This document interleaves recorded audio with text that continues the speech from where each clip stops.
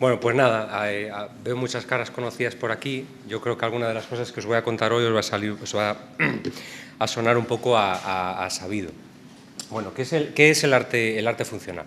El arte funcional es mi segundo libro y es básicamente exactamente lo que estoy explicando en el subtítulo de esta pequeña presentación.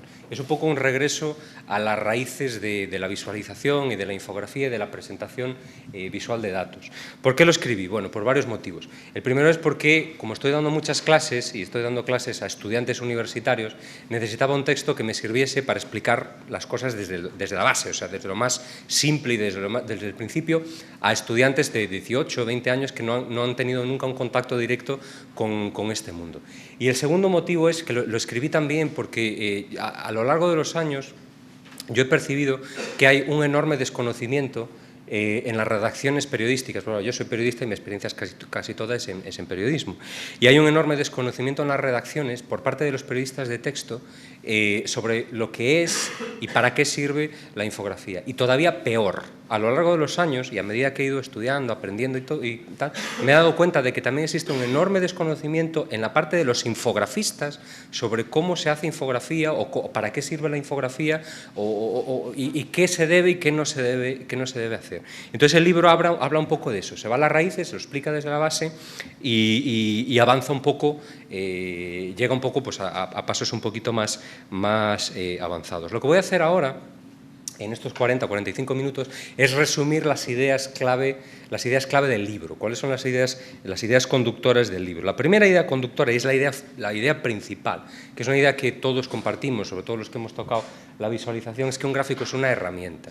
Esto es un concepto que es tan simple de entender que a veces me llama mucho la atención que en las redacciones no se entienda, que un gráfico no es una ilustración, que un gráfico no es algo para llenar un espacio, que un gráfico no es algo para dejar una página bonita o incluso para atraer lectores. Eso no es la función principal de un gráfico. Un gráfico, ante todo, es una herramienta, es algo que un lector pueda usar para explicarse una información o para analizar y explorar esa información. Esta idea, que es la idea fundamental del libro, de que un gráfico es una herramienta, tiene unas consecuencias muy serias a la hora de planear gráficos, de crear gráficos, de diseñar gráficos y de presentar los gráficos. Y muchas veces esas consecuencias no se entienden. Y si uno ve los gráficos que se publican en la prensa, no solo española, sino a veces americana, brasileña, etcétera, como sabéis ahora estoy en Brasil, pues uno analiza los gráficos y ve realmente que los diseñadores no entienden esta idea, que el gráfico es una herramienta. Y cuando habla con los diseñadores de infográficos, dicen, no, vamos a usar este gráfico porque queda muy chulo en la página o porque lo he visto en el New York Times y lo voy a usar aquí. Y a lo mejor no funciona ese tipo de gráfico para el tipo de información que quieres crear. Lo que pasa es que como lo publica el New York Times, pues, y a veces el New York Times se equivoca, ¿no? Todos nos equivocamos. Entonces, un gráfico es una herramienta. ¿Cómo yo explico la idea de que un gráfico es una herramienta? Lo explico de la siguiente manera.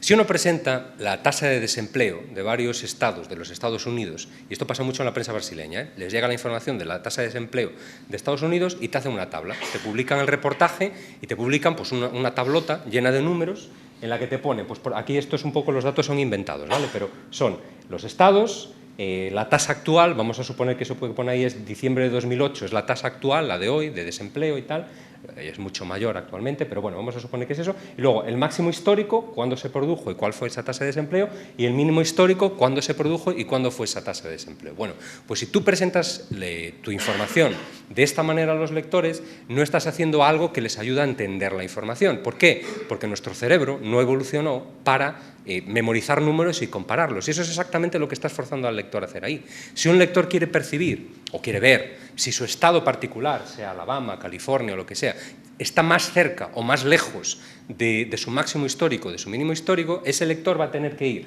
número por número, leyendo los números, memorizando esos números y comparándolos mentalmente. Los va a tener que visualizar mentalmente para poder compararlos. Y es todavía peor si quieres comparar un estado con otro, porque entonces estás forzando al lector a recordar 6 números, nuestra memoria de trabajo no tiene esa capacidad, pero la estás forzando mucho. Nuestra memoria de trabajo memoria de corto plazo, tiene una capacidad máxima de unos 5 o 6 elementos al mismo tiempo. Entonces, ¿esto es un gráfico? Sí, es un gráfico, es una presentación de números, pero no es una presentación funcional, no es una presentación que sea una herramienta que ayuda al lector a responder preguntas. Y eso es el punto fundamental. Es decir, un gráfico es una herramienta cognitiva que ayuda al lector a responder preguntas. Y cuando uno hace un gráfico, antes de plantear el gráfico, tiene que pensar en cuáles son las preguntas que ese gráfico tiene que ayudar a responder. Es decir, ¿es importante que el lector sepa que la tasa de desempleo es 10,75? Pues no. Pero a lo mejor le interesa ver los números relativos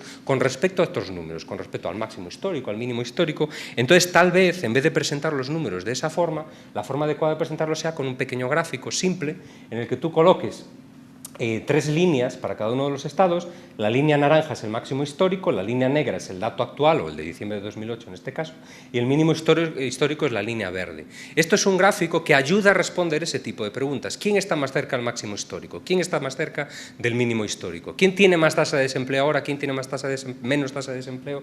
Entonces es un gráfico que ayuda a responder preguntas. De hecho, uno de los criterios informales que uno puede usar para evaluar la calidad de un gráfico es ver cuántas preguntas ese gráfico ayuda a responder. Si ayuda a responder pocas preguntas, pues el gráfico a lo mejor no es tan bueno. Pero si ayuda a responder muchas preguntas, el gráfico puede ser mejor. Entonces, la idea fundamental, un gráfico es una herramienta cognitiva. Hay muchos periodistas, y lo que me llama la atención, muchos diseñadores que no entienden esta idea y que no la aceptan y que eligen sus formas gráficas según criterios estéticos. Dicen, bueno, es que he visto este gráfico aquí, es súper chulo, queda muy bien, pues vamos a hacer el gráfico de esta forma. Y a lo mejor no es la herramienta adecuada.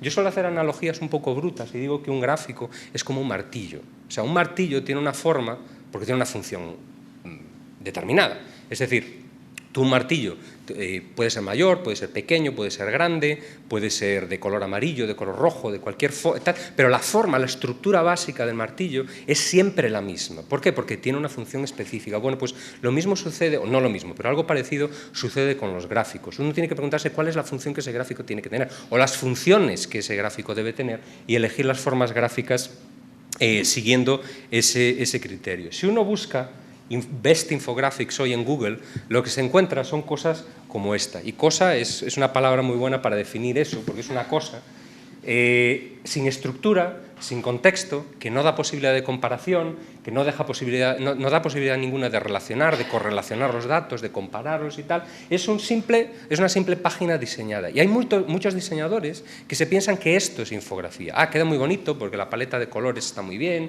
queda muy estructurado, hacemos una variedad de tamaños de números y quedan súper chulos y tal. O sea, esto se ha diseñado no con criterios funcionales, se ha diseñado con criterios estéticos, puramente estéticos. Y la estética es importante en infografía, es muy importante en infografía, pero uno no puede pensar en la estética antes de pensar en el paso estructural, en cómo estructurar la información, en cómo mostrar, etc. Una vez que la estructuras es cuando puedes ponerte a pensar en cómo mostrar esos datos. Y hay otros gráficos que no son tan malos como este, pero que también tienen problemas relativamente graves. Y se ven muchos en la revista Good, por ejemplo. Si uno va en la revista Good, en Internet, se encuentra con gráficos como este, que se supone que representa, representa la ayuda humanitaria que cada uno de esos países da al fondo del Banco Mundial. Entonces, tienes una serie de cajitas negras en las que se superponen dos barritas. La barrita negra corresponde a la ayuda que esos países daban en 2008 y la barrita blanca representa la ayuda que daban en 2009. Voy a ampliar ahí la zona central, lo ves, pues ahí tienes Holanda, Noruega, Francia y tal. Ahora, ¿por qué esto es un gráfico? No es un gráfico malo, ¿vale? Es un gráfico que está bien y tal. Ahora, ¿por qué es un gráfico mejorable? Bueno, porque es un gráfico que no ayuda a responder muchas preguntas que tal vez un lector quiera ver respondidas. Por ejemplo, ¿qué te deja hacer realmente el gráfico? Bueno, el gráfico te deja ver quiénes son los países que más donan, eso te lo deja ver, más o menos, te deja ver su localización geográfica, cosa que es una función un poco trivial, porque todo el mundo sabe dónde está Francia, supongo, y si no, pues tal vez no, pues la CNN no lo sabe a veces, bueno, pues vale, vamos a suponer que es una función un poco, vale, que no es trivial, es otra función. Y luego te deja comparar cuánto cada uno de esos países dio en 2008 y cuánto cada uno de esos países dio en 2009. Pero hay otras preguntas que no te deja responder fácilmente. Por ejemplo, ¿quién dio más en 2008? Si yo quiero responder esa pregunta, me tengo que leer todos los números, recordarlos y organizar todos esos países en mi cabeza. ¿Quién dio más en 2009? Y los tengo que buscar todos y tal.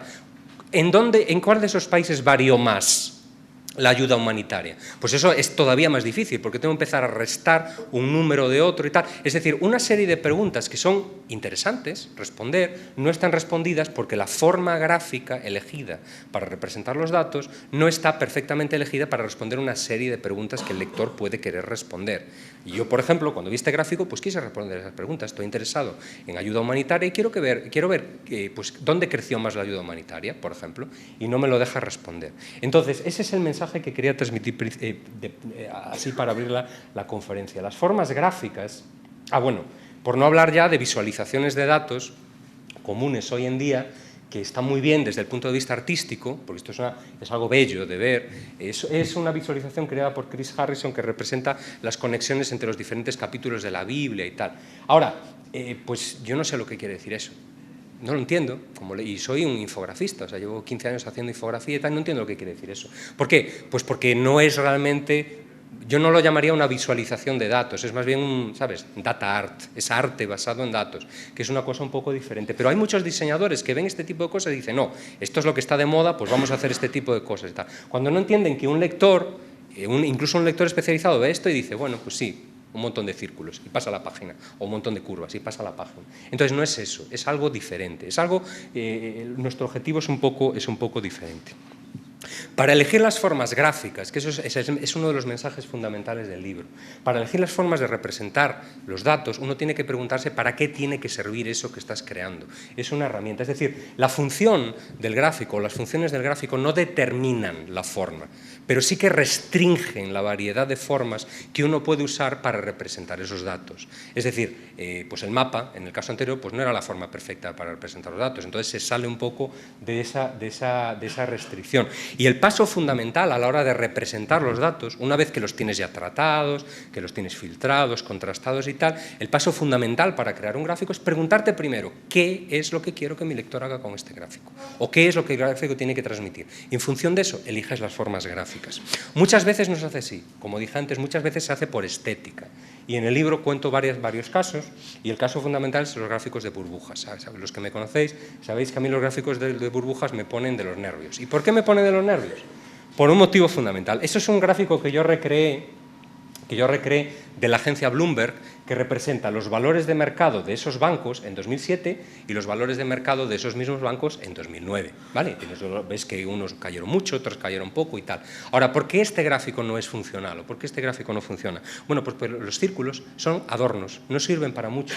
¿Y cómo sabes que no sirven para mucho? Si yo aíslo los círculos y no te enseño los números y te digo, el primer círculo representa 80.000 millones de dólares, vosotros que sois especializados, ya sois personal especializado, vais a saber calcular más o menos cuál es la proporción del segundo círculo.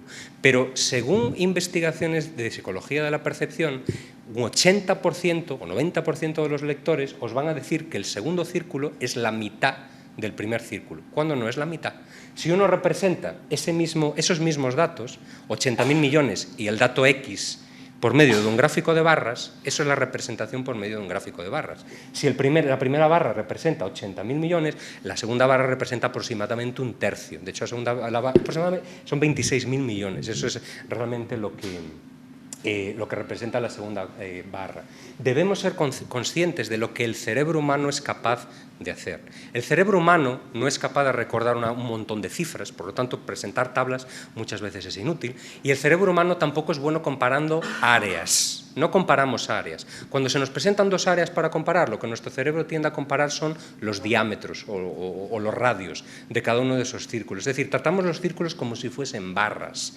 Entonces, si el objetivo, ahí es el raciocinio que os quería transmitir, y esa es la forma de hacerse la pregunta, si el objetivo del gráfico es que el lector obtenga una idea clara y precisa de la proporción entre dos números, generalmente la mejor forma de representar los datos es un gráfico de barras, generalmente.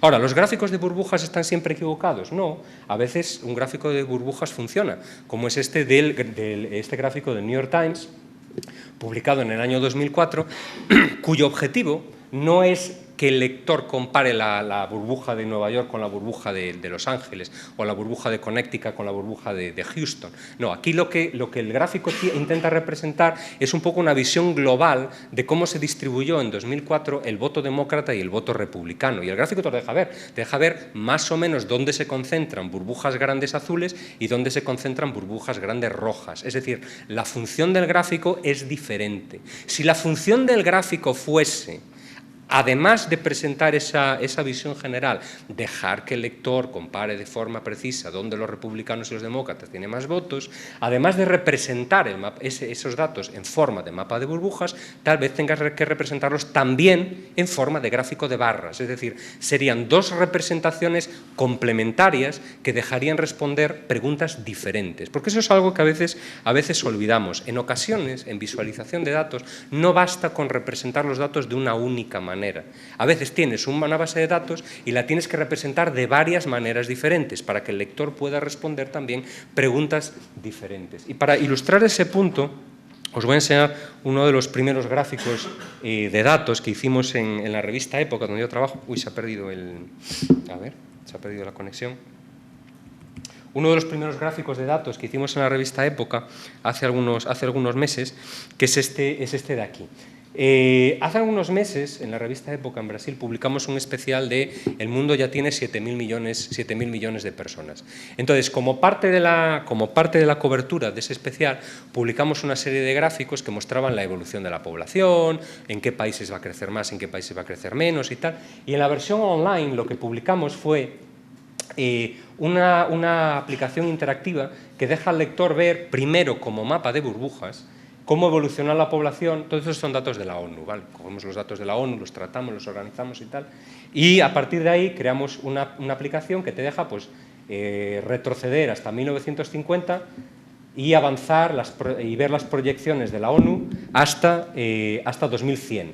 Entonces, cada una de las bolas va creciendo, se va reduciendo y tal, y ahí lo vas viendo cómo van cambiando. Pero claro, cuando estábamos haciendo el gráfico nos dimos cuenta de que representar los datos solo de esta manera es divertido, porque ves cómo las bolas se van inflando, se van desinflando y tal, pero no es suficiente, porque claro, lo representas así y un lector que esté interesado en ver, pues por ejemplo, yo qué sé, la clasificación de los países de África, dónde va a crecer más o dónde va a crecer menos la población en África, o cuál es el primer país de África, el segundo país de África, no lo va a poder ver claramente en este mapa de burbujas. Entonces, además de representar los datos como mapa de burbujas, también lo representamos como tabla. Es decir, tú te vas aquí, haces clic aquí y te aparece una tabla que es el ranking de esos países desde 1950 hasta las proyecciones de 2100. Lo puedes navegar por aquí y tal, y luego puedes filtrar. Pues quiero ver, por ejemplo, solo los países de África, y ahí te muestra solo los países de África. Es decir, es otra forma de representar los datos complementaria a la anterior.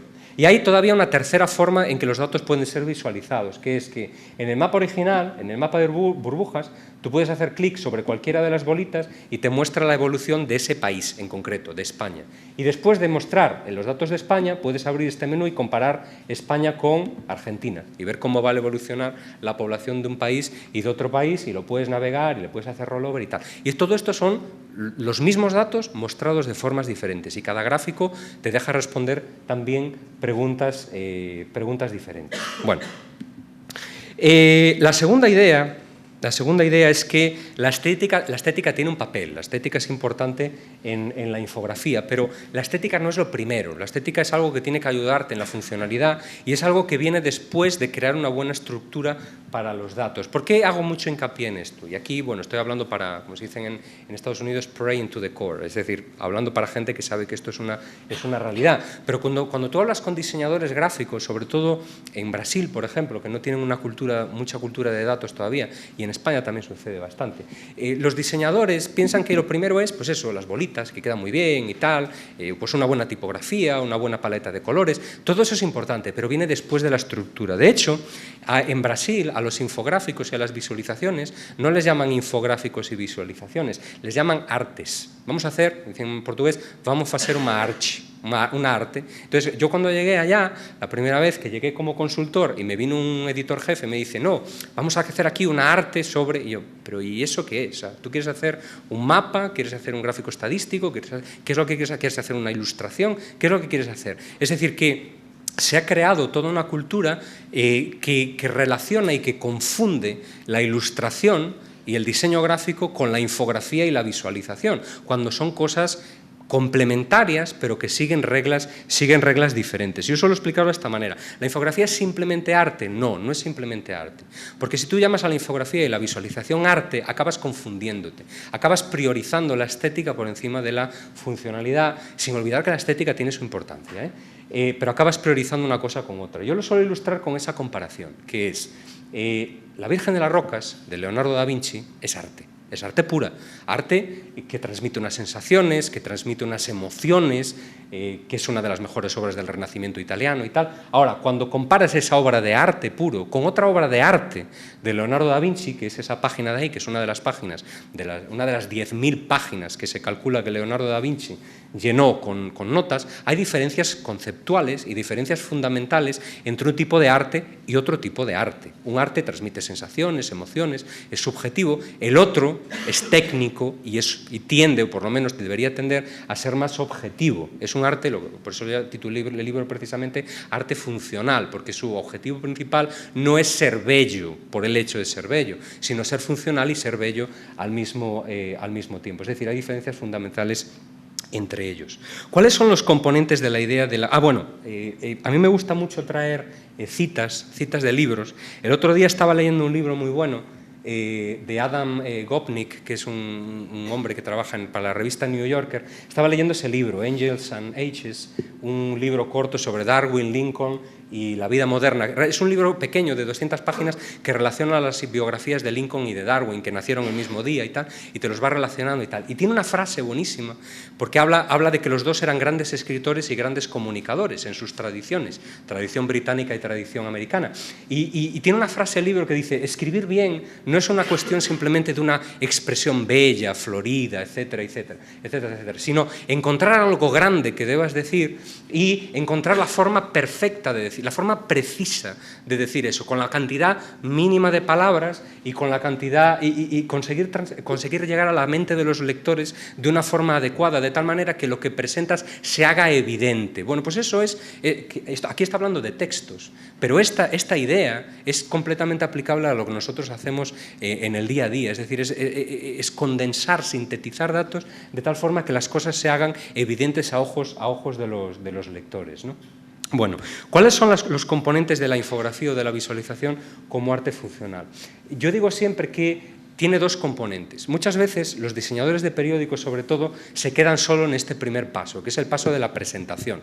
Es decir, llegan unos datos, un montón de datos al periódico y tú coges esos datos, los sintetizas y presentas un pequeño gráfico y ya está. Eso es la función de presentación, sintetizar y mostrar esos datos. Pero hay una función complementaria que se olvida muchas veces, que es la función de exploración, que eso sí es la visualización de información. Pero una no puede ir sin la otra, ¿de acuerdo? ¿Cuál era el problema del gráfico de la Biblia que mostré antes con todas aquellas líneas? Que pasa directamente al segundo paso, te lo muestra absolutamente todo, todos los números, todos los datos y tal. Y antes de hacer eso, antes de dejar que el lector explore esos números y se ponga a navegar y se ponga a interactuar y se ponga a comparar una cosa con otra, primero, yo creo, siempre tienes que presentar una síntesis que sea como una puerta de entrada. Le dices, esto es la historia, estos son los datos fundamentales, esto es lo que vas a aprender, ahora navega. Y ahí es cuando ya dejas al lector navegar. Es decir, son como dos funciones complementarias. Y ahora ya entro un poco en los ejemplos un poco más concretos de lo que hacemos allá en Época. Bueno, os voy a hablar un poquito de este gráfico, que condensa esas dos funciones de presentación y de exploración. Hemos hablado aquí un poquito antes, en la reunión, sobre la ley de transparencia de Brasil. Bueno, pues la ley de transparencia de Brasil, por muy buena que sea, no es una panacea, ¿de acuerdo? Funciona y efectivamente los organismos públicos están obligados a darte los datos que necesitas, pero no están obligados a darte los datos en formatos adecuados. Y esto es un caso muy concreto de lo que quiero decir. En Brasil ahora, que sabéis que es un país que está creciendo mucho, no ha parado de crecer ni incluso con la crisis y tal, son muy orgullosos, ¿de acuerdo? Y una de las cosas que más les dañan el orgullo es la mala calidad de la educación. La mala calidad de la educación, sobre todo la educación pública. Las escuelas públicas en Brasil son un desastre absoluto. Tienes chavales allá de 12, 13 años que no saben escribir, literalmente, no saben escribir ni leer, que es una cosa escandalosa y eso les escandaliza mucho. Bueno, pues la principal medida que ellos tienen para medir la calidad de las escuelas es el ENEM. El ENEM es como una selectividad. Al final de la escuela, los chavales van, se presentan al ENEM, obtienen una nota y esa nota les sirve para acceder a las universidades. Y esas notas se agregan, se crean medias por escuelas, y entonces la media de cada escuela es la mejor medida que ellos tienen para saber cuál es la calidad de las escuelas. El problema es que hay una enorme diferencia entre escuelas públicas y escuelas privadas. Y eso es muy interesante demostrar la evidencia de eso visualmente. Y es exactamente lo que hicimos en esta pequeña visualización. ¿Qué es esa visualización? Bueno, ¿por qué adelanté el asunto de que la ley de transparencia no es perfecta? Porque esta visualización que tenéis aquí está basada en los datos del ENEM de más de 30.000 escuelas, ¿de acuerdo? Bueno, pues esos datos vinieron en formato PDF. Entonces, claro, formato PDF, joder, 30.000 escuelas, pues nos costó un poquito, ya sé que hay herramientas que te ayudan a transformar un PDF en un Excel automáticamente, pero cuesta y no es perfecto y lo tienes que corregir y tal, dio bastante trabajo. No lo hice yo, o sea, yo técnicamente soy un poco un desastre, pero para eso tengo gente en la redacción que es muy buena, tengo 2 programadores que son estupendos, yo le doy las cosas y ellos los hacen y tal, como dicen allá, eu me viro es déjamelo a mí que yo lo hago y tal. Y lograron transformar esos PDFs en Excel, en formatos de Excel y crear este gráfico. Bueno, ¿qué es lo que ese gráfico representa? Cada una de esas barras que tenéis ahí es el 100% de las escuelas de un estado. Es decir, Brasil está dividido en 27 estados federales y cada una de esas barras es el 100% de las escuelas. Y esa línea verde que veis ahí atravesando las barras es la media del ENEM. Es decir, que cuanto más alta esté una barra, mayor el porcentaje de escuelas que está por encima de la media en ese estado, y cuanto más baja esté esa barra, mayor el porcentaje de escuelas que está por debajo de la media en el ENEM. Y como veis, pues ya claramente de un primer vistazo, eso es la función de presentación, ahí veis que perfectamente veis que el Distrito Federal, por ejemplo, que es esa barra alta que está aquí en el medio, pues tiene una gran cantidad de escuelas que están por encima de la media. Ahora te vas a estados más pobres como Tocantins y el 89 o 90%, 91% de las escuelas están por debajo de la media del ENEM, una cosa que es absolutamente escandalosa. Ahora, es más escandaloso todavía cuando al lector le dejas comparar escuelas públicas con particulares, que eso es algo que nadie hizo, que todo el mundo sabe, pero que nadie vio antes, representado visualmente. ¿Cómo lo hicimos? Pues de esta manera. Lo que estáis viendo ahora es la media de todas las escuelas, públicas y particulares. Ahora lo que vamos a ver es la media de todas las escuelas públicas. Escuelas públicas. Claro, eso lo que acabáis de hacer ahora, vaya tal, eso es la reacción de los lectores. Es la reacción de los lectores, automática. Y ahora fijaos escuelas particulares, escuelas privadas. Esa es la media de las escuelas privadas. Eso es la diferencia. Eso es mostrar evidencia visual, que es nuestro principal trabajo, mostrar evidencia visual de realidades que a veces los lectores conocen intuitivamente, pero que nunca han visto demostradas de esta forma. Bueno, el gráfico tiene 3 partes, ¿vale? Y es otro ejemplo de eso que digo siempre. Estoy obsesionado con que muchas veces tenemos que representar los datos de formas diferentes porque cada forma ayuda a responder preguntas diferentes. También representamos los datos por medio de una tabla. Es decir, aquí tienes una tabla que están las 30.000 o 40.000 escuelas de Brasil. ¿Por qué? Bueno, porque yo soy padre y quiero ver cuál es la calidad de la escuela a la que va mi hijo. Entonces me vengo aquí y me busco la escuela y aparece mi escuela, la escuela de mi hijo, con la puntuación, y si está por encima o por debajo de la media y tal, puedo filtrar por estado, por participación, etcétera, etcétera. Y hay un tercer elemento que también es fundamental. Para hacer este gráfico no solo recurrimos a la base de datos pública del Ministerio de Educación, que como buen ministerio pues te pone todas las dificultades para que no puedas mostrar estas cosas, sino que además hablamos con varios expertos en educación, y una de las cosas que uno de estos expertos nos dijo es mucho ojo, porque el ENEM es optativo, es decir, las escuelas pueden mandar o no mandar estudiantes, ¿de acuerdo? Y vais a ver muy claramente, si hacéis un gráfico de correlación, vais a ver muy claramente que cuanto mayor es la participación en el ENEM, mayor es la calidad de la escuela. Es decir, otro indicador de la calidad de una escuela es cuántos estudiantes de esa escuela participan en el ENEM. Los que tienen un 100% de participación tienen mayor calidad. Bueno, pues ¿cómo representamos eso? En la tercera parte tienes participación de las escuelas, que es participación de las escuelas, y lo que hicimos es un gráfico de correlación.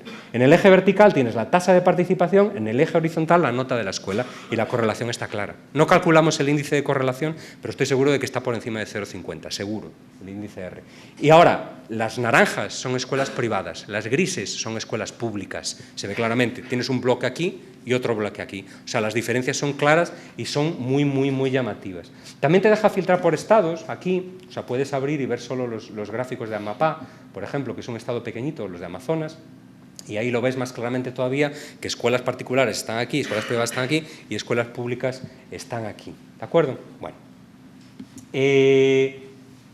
La tercera idea, que también es fundamental en el libro. Ante todo, cuenta la verdad. Yo esto es algo que repito mucho dentro de las redacciones. ¿Por qué? Cada vez que voy a dar una conferencia y tal. Porque es tan fácil mentir. A veces sin darte cuenta de que estás mintiendo y otras veces dándote cuenta que estás mintiendo. Y voy a dar los ejemplos de las dos cosas.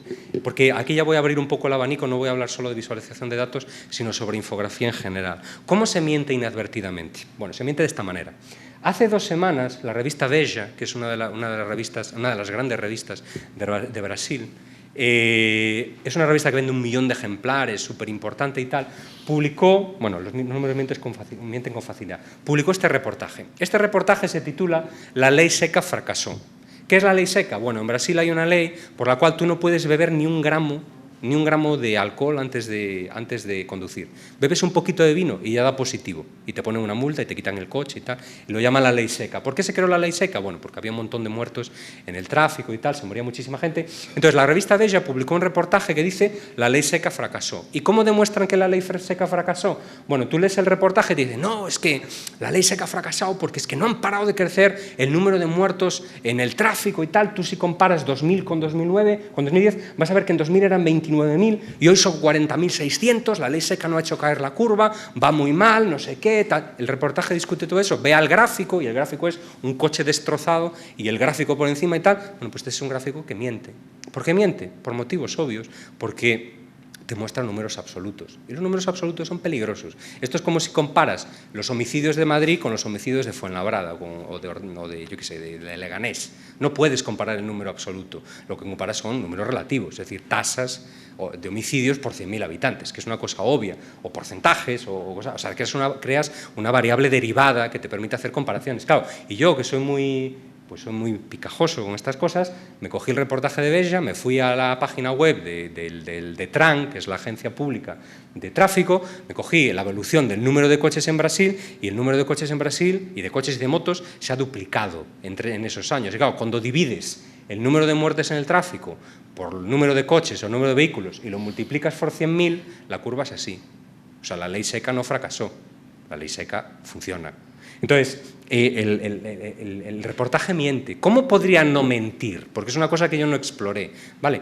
Porque no me preocupé de buscar esos datos. Ese gráfico miente, pero podrían haber publicado gráficos que no mintiesen. ¿Cómo? Pues buscando, por ejemplo, la evolución del número de muertos en accidentes de tráfico relacionados con el consumo de alcohol. Y a lo mejor eso sí que creció, no lo sé. Ahora, ese gráfico no funciona. Y no funciona porque usa números absolutos y no números relativos. O sea, uno no puede mostrar números absolutos y mostrar también números relativos. Y si tienes que elegir entre los dos, generalmente, no en todos los casos, pero generalmente los números relativos funcionan mejor. Porque esto es el equivalente de no ajustar por inflación cuando comparas los salarios. Eso es algo totalmente impensable. ¿Por qué pasa eso?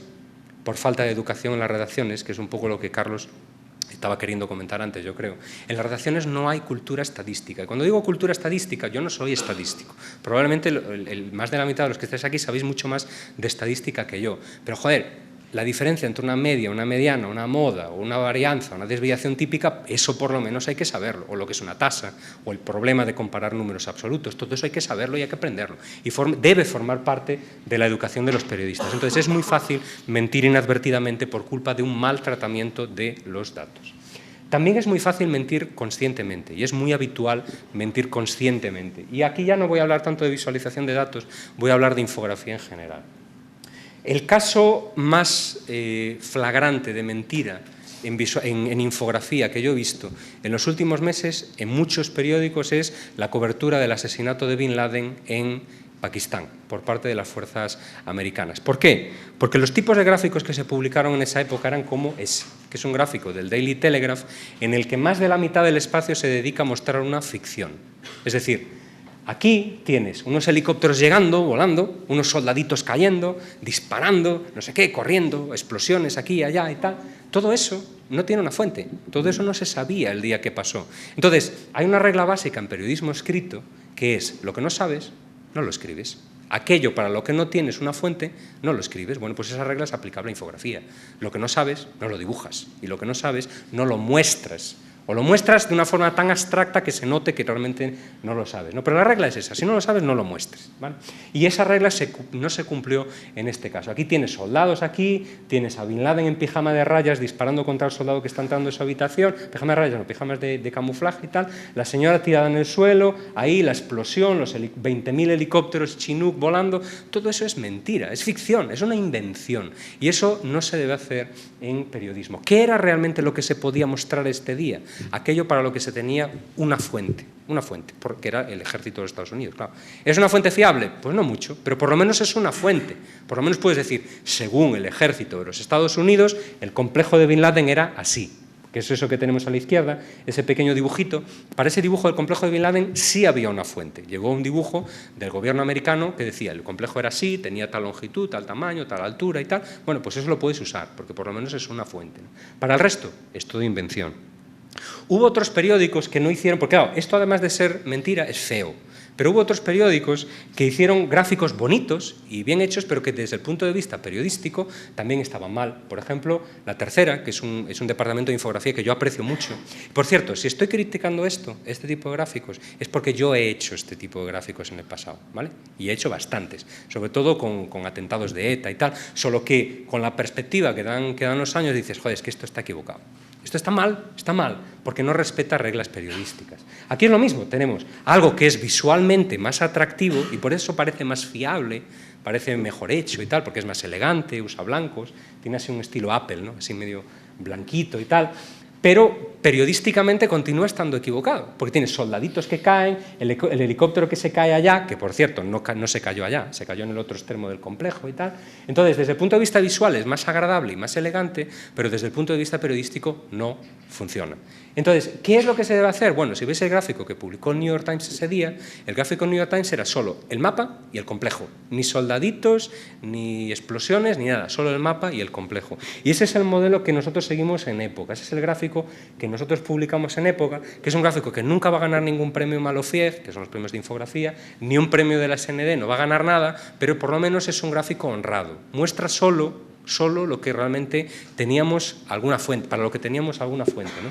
No hay soldados y tal, solamente se muestra el complejo, con las partes del complejo, el mapita, dónde pasó y tal, y se acabó, porque era lo único que teníamos, no conseguimos más. ¿Error nuestro de que no conseguimos más? Sí, pero es lo que tenemos, es lo que mostramos. Entonces, no se puede mentir inconscientemente, por desconocimiento, ni tampoco se debe mentir por acción, que es lo que pasa muchas veces con los diseñadores que se lanzan a hacer este tipo de cosas para llenar una página. No es solo culpa de los infografistas, ojo, es culpa también de los responsables de los periódicos que muchas veces piden estas cosas. Ahora, mi experiencia es que a mí me la han pedido muchas veces hacer este tipo de cosas y pues en los últimos años yo me he resistido, he dicho no se puede hacer por esto. Y mi experiencia es que en los medios por donde he pasado y he explicado por qué no se puede hacer este tipo de cosas, se entiende. Una vez que explicas la analogía de si tú no lo vas a escribir en la crónica, yo no lo voy a mostrar en el gráfico. Se entiende bien si lo explicas de una forma adecuada. Bueno, y la cuarta idea. La cuarta idea es que nosotros, como profesionales de los datos y la visualización, debemos contribuir al vocabulario gráfico. ¿Y qué quiero decir con el vocabulario gráfico? Como sabéis, los gráficos estadísticos, no la cartografía existe desde hace muchísimo tiempo, pero los gráficos estadísticos existen de forma sistemática, de forma real, no de forma aislada, desde 1786, que fue cuando William Playfair publicó The Commercial and Political Atlas, el libro que fundó los gráficos estadísticos. Entonces, a partir de ese momento, lo que quiere decir que los gráficos estadísticos se inventasen, entre comillas, hace tan poco, quiere decir que esto es una disciplina que está avanzando y que están apareciendo nuevas formas gráficas todos los días y tal, y tenemos que buscar la manera de empezar a encajarlas dentro de los periódicos y dentro de las revistas y dentro de los medios de comunicación de alguna forma. ¿Cuál es la objeción que te encuentras muchas veces? Y esto os lo digo para los que no trabajéis en medios de comunicación. ¿Cuál es la objeción que te encuentras cuando intentas usar un gráfico un poquito diferente? Nuestro lector no lo va a entender, el lector medio no lo va a entender. Esto es la frase que te encuentras, y estás diciendo que sí. Es que yo la he escuchado tantas veces. Yo les digo siempre, vamos a ver, esa frase, si la aplicamos de forma absoluta, William Playfair nunca habría usado eso. porque antes de William Playfair no existían este tipo de cosas. Es decir, William Playfair no se preocupó tanto de si el lector lo va a entender o no. De lo que se preocupó es de lo siguiente. Dijo, supongo, vale, que yo no conocía a William Playfair, soy viejo pero no tanto, pero supongo que pensó de esta manera. Voy a hacer al lector, que no está acostumbrado a ver este tipo de cosas, trabajar un poquito más para entenderlo, pero una vez que lo entienda, va a haber cosas que de otra manera nunca iba a ver. Las evoluciones, las comparaciones, las subidas y las caídas. Es decir, que el lector le va a costar un poquito más entender esto, pero una vez que lo entienda, va a extraer de ahí un montón de informaciones que le van a ser útiles y le van a ser interesantes, etcétera, etcétera, etcétera. Entonces la regla tiene que ser un poco esa. ¿Tú puedes usar formas complejas y formas innovadoras en los gráficos? Sí, se deben usar ese tipo, pero no aleatoriamente. Es decir, mi regla personal, la que suelo seguir, es la siguiente. Siempre que, para mantener esa complejidad sobre control, bajo control, sobre control es muy brasilero, bajo control, el usuario, yo creo, esto es una intuición, ¿vale? No tengo datos, pero yo creo que el usuario es tolerante con gráficos un poquito más complejos, siempre que si invierte esfuerzo en ese gráfico le cuenta cosas que nunca vio antes representadas de otra manera. ¿Y cuál es la prueba? No es una prueba científica, pero es una prueba circunstancial de que esto funciona de esta manera. Os voy a contar otra historia. Hace poquito publicamos un reportaje en Brasil que era, un día llegó el jefe de Brasil, el jefe de Nacional de la revista, a mi mesa y tal. Se llama Ricardo Mendoza y es un chaval que le encantan los números y tal. Es un tío que escribe, pero que le gustan los números. Y de hecho yo le he dicho muchas veces, Ricardo, yo si me voy algún día, tú tienes que ser el jefe de infografía. Y se ríe, pues yo no sé nada de dibujar y tal. Yo, pues que no necesitas dibujar. A ti te gusta trabajar con Excel y tal, entonces vales para hacer infografía. Y llegó a mi mesa un día y dice, oye, he visto que en la página web del Congreso, os voy a enseñar la página web del Congreso de Brasil, están los datos de cuánto estos tíos gastan mensualmente de todo, en viajes, en comidas, tal. ¿Por qué no intentamos coger los datos de cuánto gastan de teléfono, a ver qué pasa? Y dije, bueno, pues vamos a intentarlo. Entonces me fui a la página web del Congreso y vi que ellos respetan la ley de transparencia, es decir, esos datos están ahí, pero claro, de nuevo, están en formatos que no son usables. ¿Y cuál es el formato no usable? Bueno, pues en Brasil hay 513 diputados. Para ver cuánto gastan esos tíos mensualmente en teléfono, tienes que buscar al tío concreto y luego buscar el mes concreto. Entonces ves que este tío, Odair Cuña, gastó en agosto 1.000 euros de teléfono. Pero no te deja comparar, no te deja ver la evolución de Odair Cuña, o si Odair Cuña gasta más que este otro, o si el PT gasta más que el PSDB, o si el PSDB gasta más que... No te deja hacer comparación, no te deja contextualizar los números. Y eso es una estrategia que los políticos brasileños usan mucho, porque es una estrategia para obstaculizarte, para no dejar que los lectores vean realmente los números. Y como nosotros somos muy brutos, muy tercos, dijimos, pues muy bien. Yo llamé al Congreso, y yo no, mi becario primero y luego yo, llamamos al Congreso y dijimos, bueno, tú tienes la base de datos, danos acceso. Ah, no, porque claro, eso crea problemas de seguridad, no podemos, no sé qué, tal cual, todo excusas. Bueno, pues vale, muy bien. Yo llamé a uno de mis programadores y le dije, pues vamos a hackear a estos tíos. Y lo intentamos.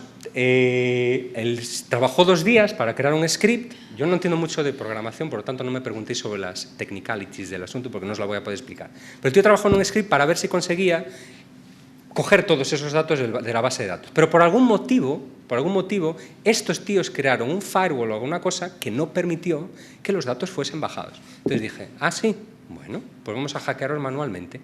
Cogí a 2 secretarias de la redacción y las puse 3 días a copiar y pegar números. O sea, los vamos a hackear manualmente. Y los hackeamos manualmente. Es decir, esas 2, por poco se mueren las pobres, pero copiaron y pegaron 8.000 números. Y claro, creamos una base de datos de cuántos esos tíos habían gastado de teléfono. Porque en Brasil hay mucha polémica sobre eso. Todo el mundo dice, estos tíos son todos unos ladrones, malgastan el dinero, se pasan el día hablando por teléfono. Y de nuevo, es algo que todo el mundo intuye, pero nunca nadie ha visto representado visualmente. Y eso forma parte del periodismo. El periodismo es mostrar cosas que alguien no quiere que se vean, que sean públicas, ¿no? ¿Y qué es lo que hicimos? Bueno, pues después de crear esa base de datos, nos creamos una visualización pues muy divertida, nos lo tomamos un poco a coña. ¿Y cuál es la coña? Pues es la siguiente. El titular del gráfico es 298 años de falação, que es 290, atrapas al lector. Ese es el paso de presentación. Lo atrapas con el número. 13 millones de reales son 300 años, 3.500 meses, 107.000 días, tal, y los tíos que más gastan, los más ladrones son Odair Cuña... Bueno, perdón, voy a volver aquí. a que haces un poco la síntesis de los datos, ¿no? Esos datos. Pero después, Brasil es un país muy grande. Yo voy a querer saber cuánto el diputado de mi circunscripción electoral gasta. Entonces, ¿qué hicimos? Pusimos en la base de datos a disposición pública. ¿Qué es lo que falta en este gráfico, por cierto, antes de que me olvide, que es una cosa que intentamos hacer? Un link para bajarte los datos. Eso fue un error porque yo lo pedí específicamente, colocar un link para que el lector se bajase el Excel. Porque los datos no son míos ni son del gobierno, son del lector, que es el que ha pagado al gobierno para hacer este tipo de cosas. Y ves que el mayor ladrón pues es este tío de aquí que se gasta 12.000 reales de media al mes en teléfono. Y claro, ¿cómo alguien se gasta tantísimo dinero en teléfono? Cuando el teléfono en Brasil pues es más o menos igual de caro que en España.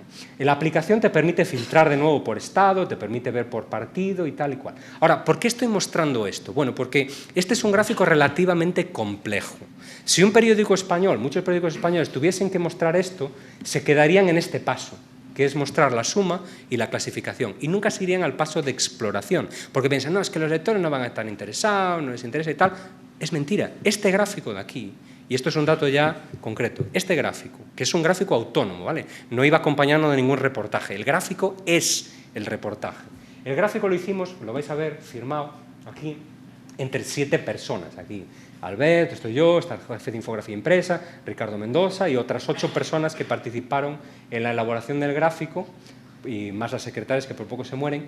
Y el paso de exploración fue tal vez el que tuvo más interés por los lectores. Esta fue la página de la revista Época online más vista, con mucha diferencia, durante la semana que se publicó. La más vista, y la que tuvo más comentarios, la más retuitada. Tuvo repercusión en otros medios de comunicación, el periódico Globo se hizo eco, estos tíos gastan 13 millones según la revista Época, bla, bla, bla. La televisión, salió en televisión. O sea, ¿cuál es el mensaje?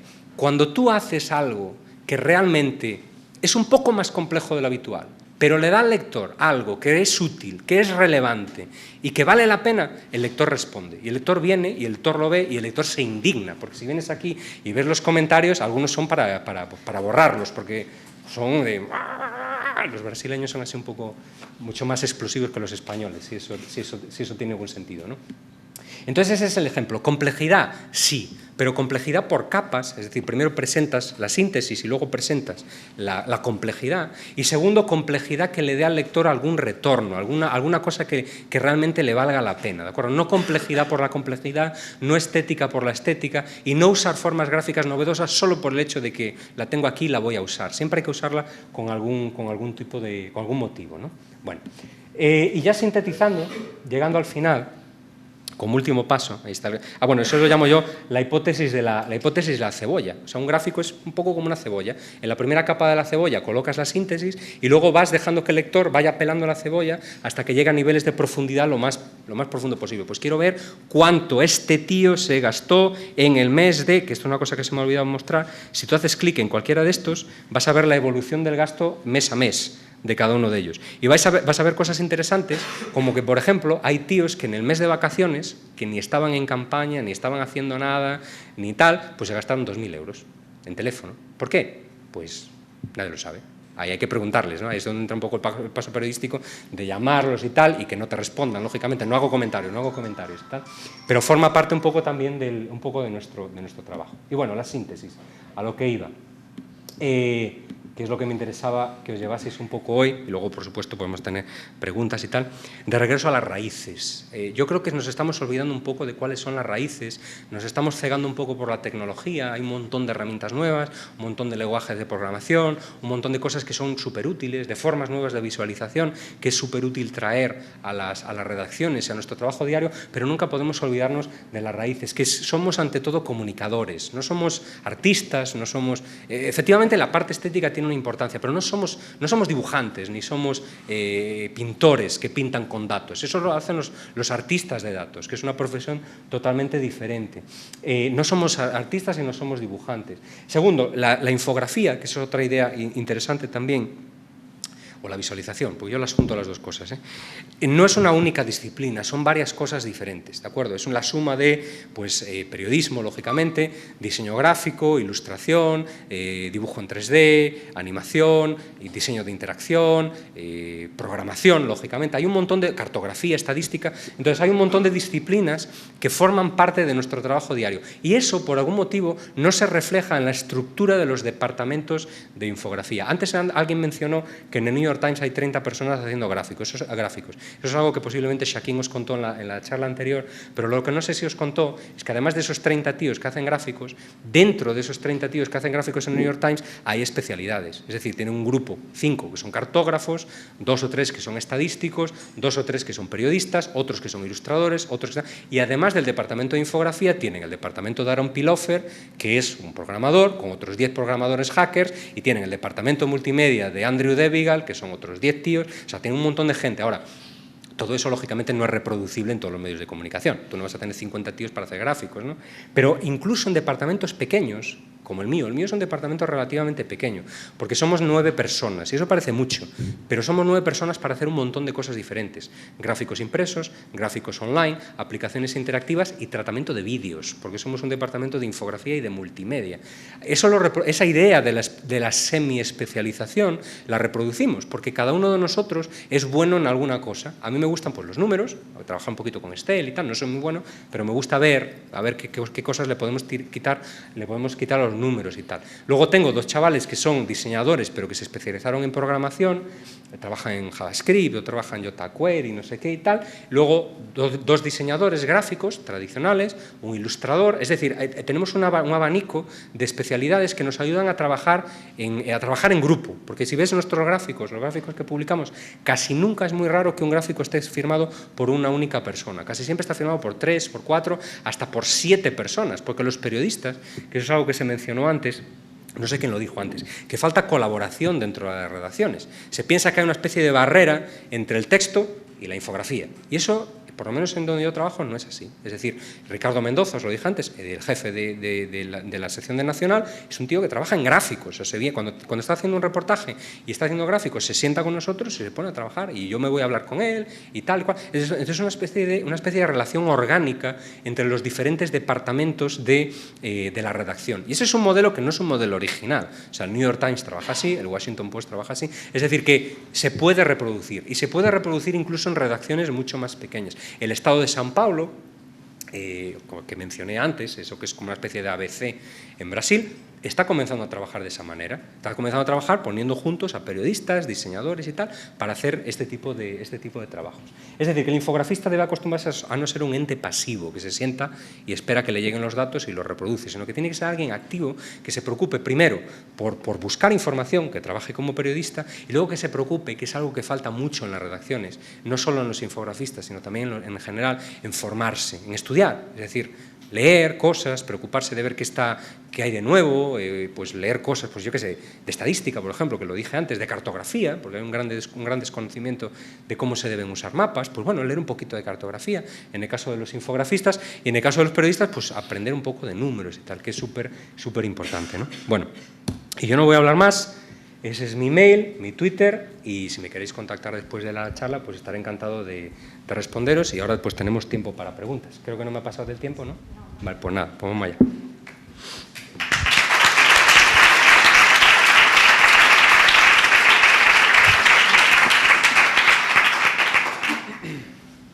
Bueno, pues muchísimas gracias, Alberto. La verdad es que ha sido... yo estoy encantada, porque una de las cosas que habíamos hablado también al principio es plantear la visualización no solo efectivamente como arte, sino como una herramienta. Tú la planteas una herramienta para mostrar los resultados de una investigación, pero también hablábamos de cómo puede usarse también para sacar esas conclusiones y para... Y bueno, o sea, hacer hincapié en que es una herramienta. Luego también la parte de la transparencia, que yo, bueno, barro para casa, pero realmente es que hay una diferencia muy grande entre el periodista que puede, que sabe que tiene acceso fácil a una información, porque es que parte de la idea de que va a poder hacer esa investigación. Y entonces eso es una cosa que de momento en España no tenemos, ¿no? Y yo creo que hay que luchar también por ello porque hay una diferencia grande. Hay que hacer presión. Y luego hay un ejemplo que tú has puesto, que es el ejemplo de los números de teléfono, que la verdad es que es muy... esto, bueno, aquí sí lo estamos haciendo. Ha pasado... David Cabo hizo hace poco, no sé si lo viste, lo de Adopta un diputado, en lo que nos plantaron toda la declaración de bienes de diputados en unos PDFs completamente ilegibles. Entonces, saca entre todos, pues sacamos todos los datos que pudimos para poder hacer... Bueno, el siguiente paso de esto, que es lo que estamos trabajando ya, es hacer esto mismo con todo. Es decir, mostrar cuánto se gastan de avión, cuánto se gastan de comida, cuánto se gastan de hotel, y comparar unos con otros, ¿no? Claro, les suena un poco... Porque, claro, no están acostumbrados los políticos en general allá a ser transparentes. Y eso, la falta de transparencia, genera corrupción, que es algo que no forma parte de la voluntad humana, forma parte de la naturaleza humana. Es decir, cuanto menos transparente sea un sistema, más se promueve la corrupción, de forma automática. O sea, tú si ves los países menos transparentes, generalmente son los países más corruptos del mundo, ¿no? Y ahora a ver cómo funciona eso. No, pues hay que cambiarlo, ¿no? Y el mensaje de momento, pues los datos que estén publicados, si no nos los dais, pues como hacemos, pues los sacaremos, ¿no? Bueno, pues hay tiempo para algunas preguntas. ¿Quién tiene preguntas para Alberto?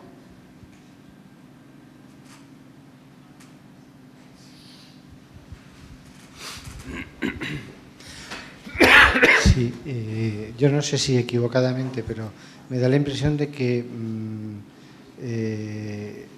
tú buscas siempre contar muchas cosas con los gráficos.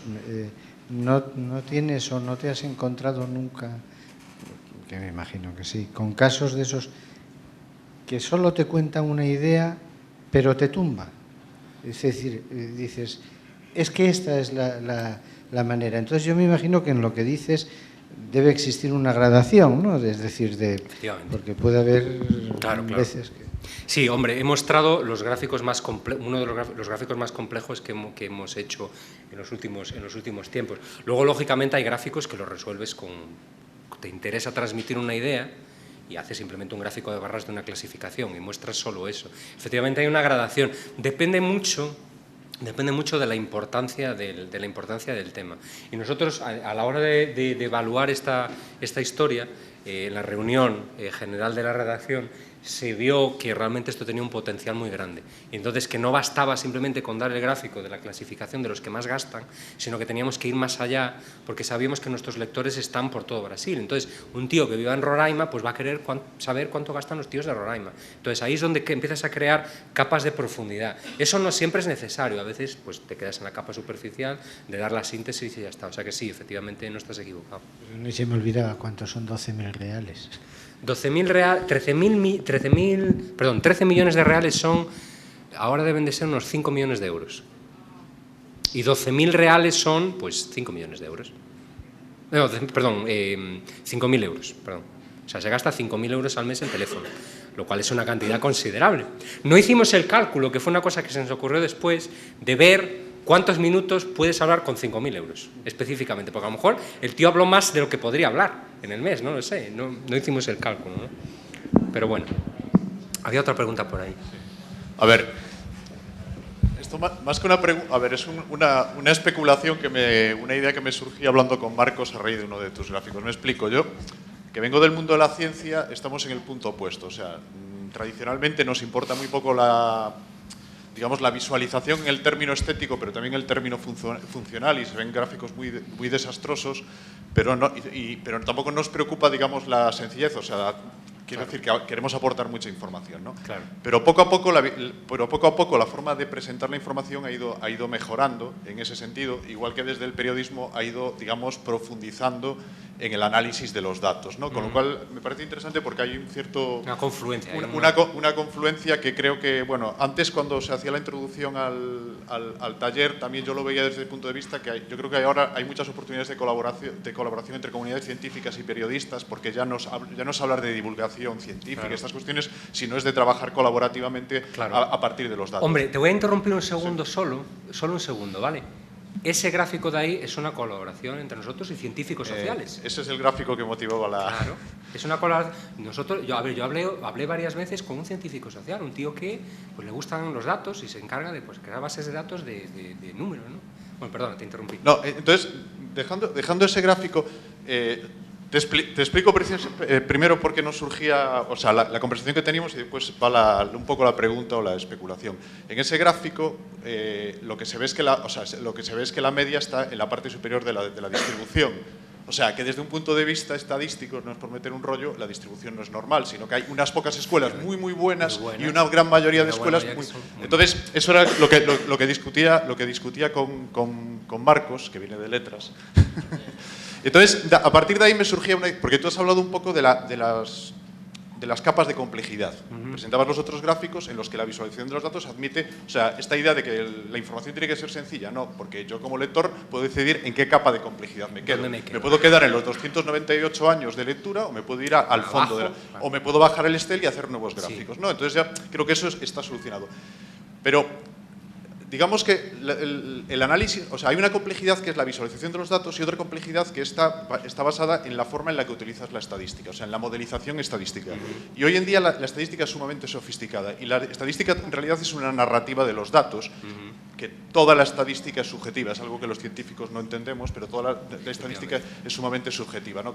Me refiero también con lo de mentir y todo eso. Entonces, la pregunta es hasta qué punto, aparte de añadir complejidad en la visualización, digamos, se puede generar complejidad ya en el análisis estadístico de esa información. O sea, ofrecer al lector no solo datos en formatos complejos que permitan su exploración, sino interpretaciones de esos datos a partir de modelos estadísticos de una complejidad cada vez mayor. Pues es una pregunta excelente, porque esa es otra de las discusiones que estamos teniendo dentro de la redacción.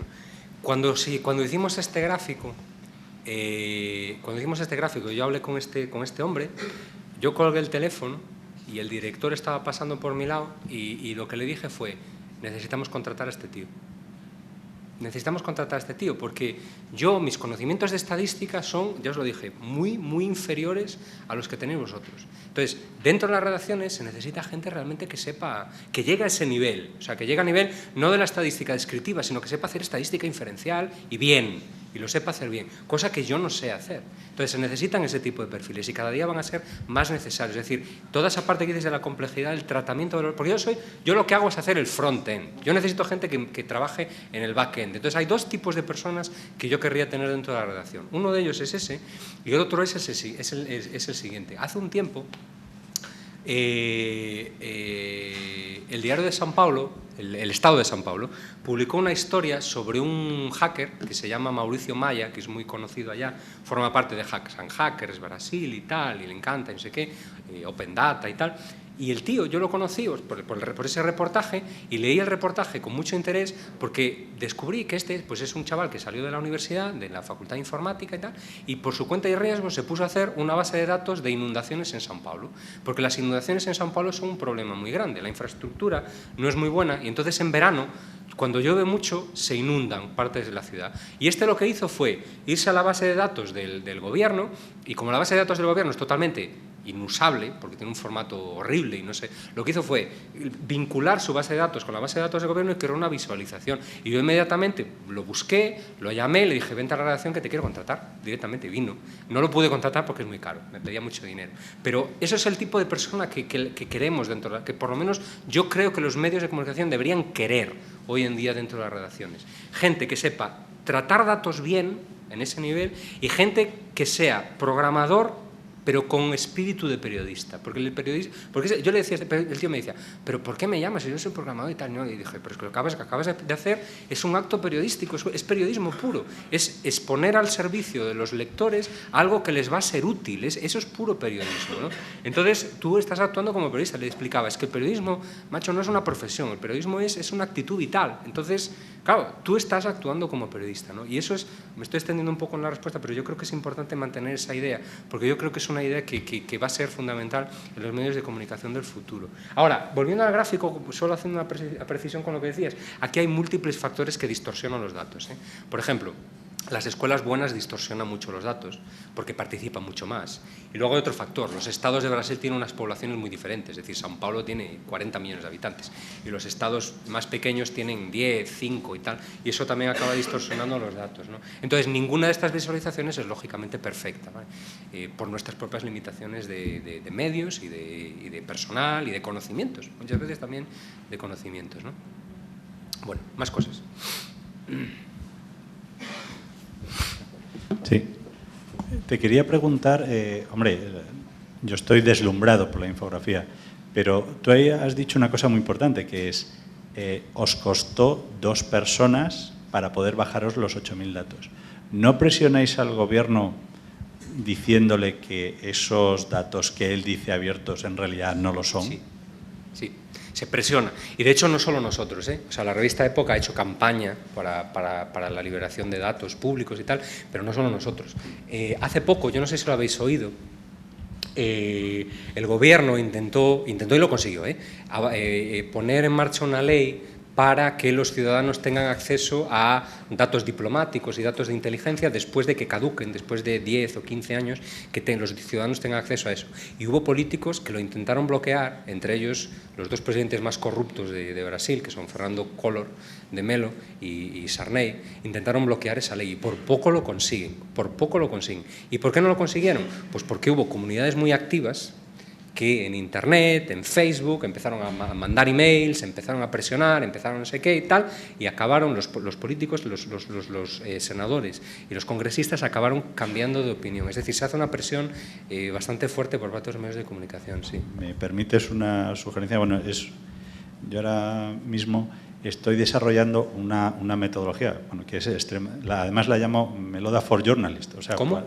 Bueno, Meloda es el nombre, sí, es metodología de liberación de datos, pero para periodistas, para poder decir, ¿es abierto o no es abierto? Y poder decir, este dato no es abierto, de cara a la utilización por periodistas. Claro. Pues digo, porque es que eso, si no, te van a decir, no, sí, es bastante abierto, pero si no es un sí o un no, te vas a quedar así por los siglos. Claro. Es que allá son súper pícaros. A mí eso algo que forma... Yo no soy muy partidario de hablar de características nacionales, pero es verdad que nosotros los españoles tendemos a ser un poco pícaros, los brasileños también. Allí les llaman expertise es la picaresca de allá. Y los tíos son muy pícaros, dicen, son expertos, ¿no? Você é muito experto, dicen. Y son expertos en ese sentido, dicen, no, los datos, lo que me contaron en el Congreso, en brasileño, dicen, en portugués, não, mas esses dados están disponibles, você puede ir para nuestro website, procurar esos datos, están ahí y tal. Y yo, ya sé que están ahí, cabrón, pero, joder, si no me los das en un formato que lo pueda usar. Y claro, cuentan con que tradicionalmente los medios de comunicación no han tenido gente que sepa cómo hacer este tipo de cosas. Pero hoy en día comienza a haber gente que sabe hacer como este tipo de cosas y eso es muy positivo. Y que sea cabezona lo suficiente como para sentar a 2 personas, las pobres ahí, 2 días, copiando y pegando números, ¿no? Que es súper importante.